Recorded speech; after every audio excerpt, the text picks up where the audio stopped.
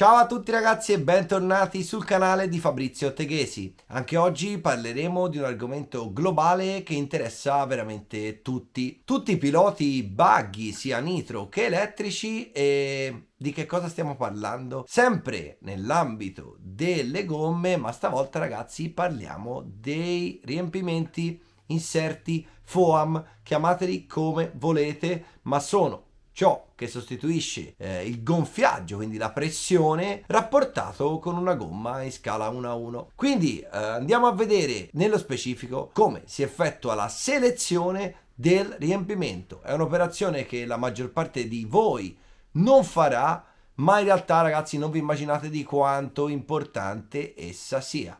Andiamo subito a vedere.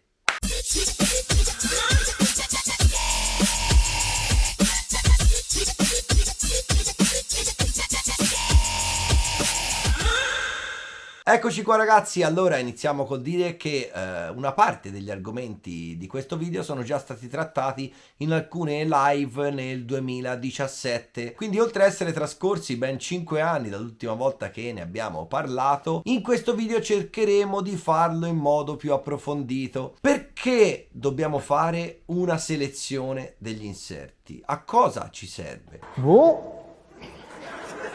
La selezione degli inserti è importante perché il modo in cui sono fatti questo tipo di inserti, denominati al momento della nascita closed shell, è un metodo che non assicura uno standard produttivo. Cosa vuol dire? Vuol dire che troverete tantissimi inserti diversi fra loro in forma, dimensione e peso anche in un sacchetto di 4 gomme uguali. Quindi ragazzi, non possiamo mai sapere come i nostri inserti sono stati imbustati. Quindi ragazzi, a cosa serve selezionare gli inserti? Serve prima di tutto a decidere se voglio un inserto duro, se voglio un inserto morbido, se voglio un inserto gonfio, se voglio un inserto sgonfio, ma soprattutto, e questo è quello che potrete fare voi in prima battuta, per avere almeno 4 gomme uguali. Perché ragazzi è inutile concentrarsi su assetti, setup, angoli, fare la macchina perfetta, tutta uguale destra e sinistra, stare attenti, magari metterla sul setup board, eccetera eccetera, e poi avere 4 gomme gonfie in modo diverso. Quindi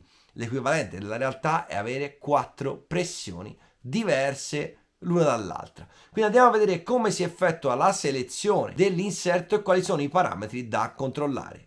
Una prima selezione importante che si può fare semplicemente munendosi di calibro è quella di controllare la larghezza e il diametro degli inserti. Come lo dobbiamo controllare? Allora cominciamo col dire che per prendere queste misure chiaramente dovrete munirvi di un cerchio e montarci l'inserto sopra, e quando li andrete a confrontare ovviamente dovrete utilizzare 4 cerchi uguali. Quali sono le misure da prendere? La prima misura molto importante è il diametro al centro del battistrada.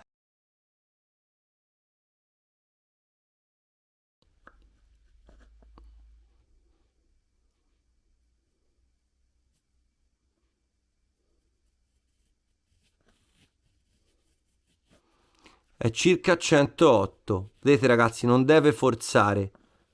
Per prendere bene la misura deve passare liberamente. 107,9.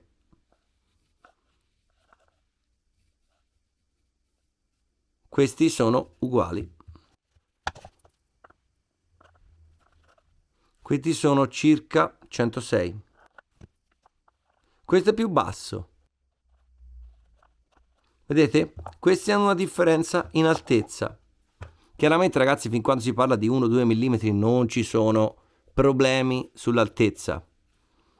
Vediamo questo. 107,5. Questo è più alto. 108.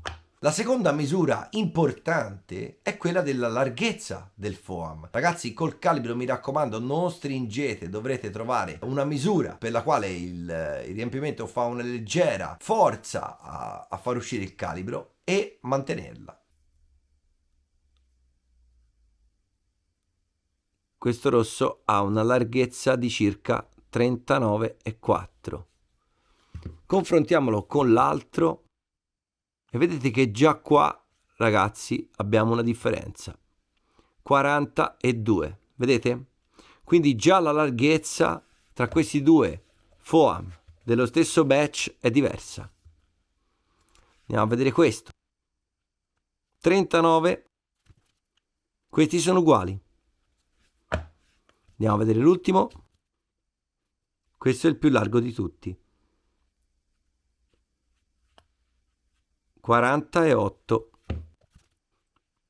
Questi c'è una leggera differenza, ma veramente irrisoria. 1/10. E la terza misura importante invece è quella all'esterno dell'ultima gola presente sul cerchio. Quindi io ho battezzato subito accanto all'ultima gola presente sul cerchio, perché di solito i cerchi hanno almeno 3 gole. Quindi viene bene la misura e in più è paragonabile tra riempimento e riempimento della stessa marca e ovviamente anche dello stesso modello.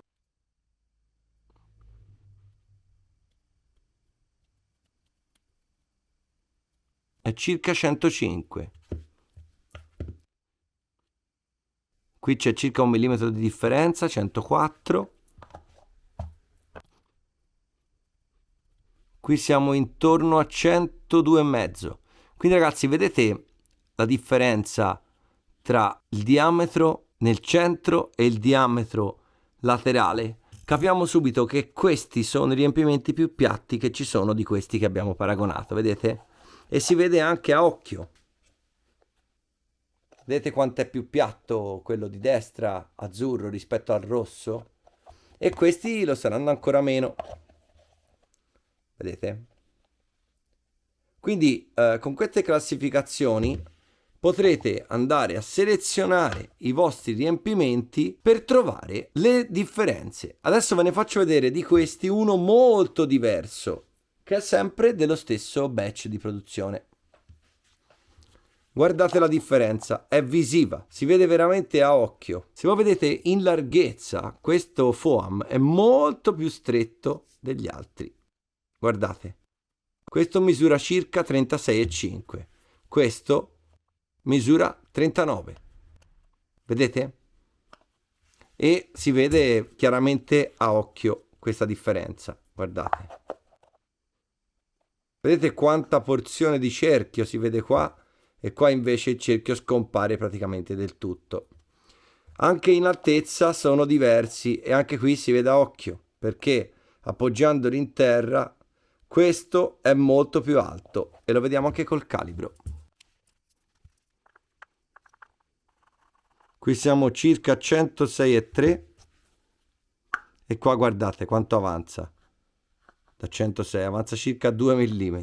Con queste tre misure possiamo capire, punto 1, quanto sia largo rispetto al cerchio il nostro foam, quanto sia gonfia la gomma e quanto vengono riempite le spalle. Il secondo parametro che dovete tenere d'occhio, e forse questo è più importante addirittura di quello delle misure con il calibro, è la durezza della spugna. Quindi ragazzi, paragonare le spugne e metterne dentro il vostro treno di gomme 4 uguali. Ci sono due metodi per verificare la durezza della spugna. Uno è tramite il peso e io non posso farvelo vedere perché non ho in questo momento la bilancia digitale carica. Ed il secondo metodo invece è quello empirico di confronto e si ottiene schiacciando l'uno contro l'altro due inserti dello stesso tipo e fate questa operazione.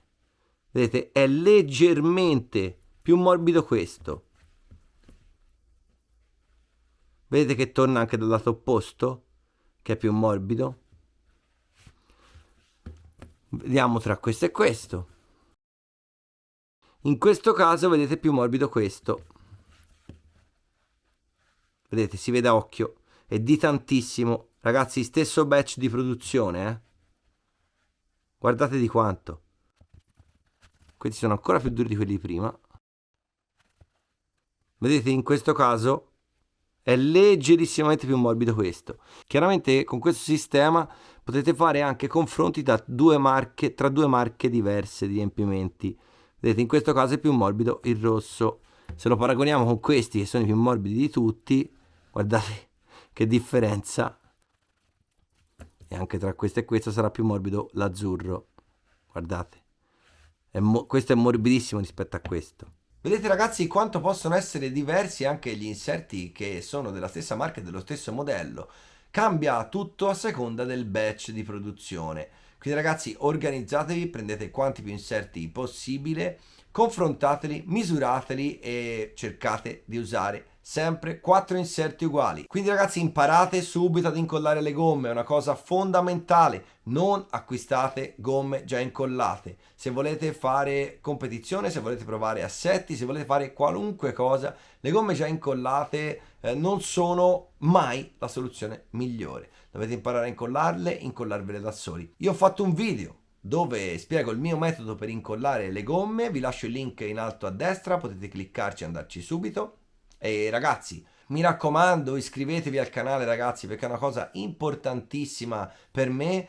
Voglio far crescere questo canale, adesso abbiamo nel mirino l'obiettivo dei 5.000 iscritti, ragazzi, è una cosa importante per me da raggiungere. Voglio che questo canale cresca il più possibile per potervi portare contenuti sempre più elaborati, sempre più attuali e sempre più di vostro gradimento, e l'unica maniera per farlo è appunto avere tanti like, tanti commenti e tanti iscritti su questo canale. Io ragazzi vi rimando al prossimo mercoledì con un nuovo video e ci vediamo. Ciao!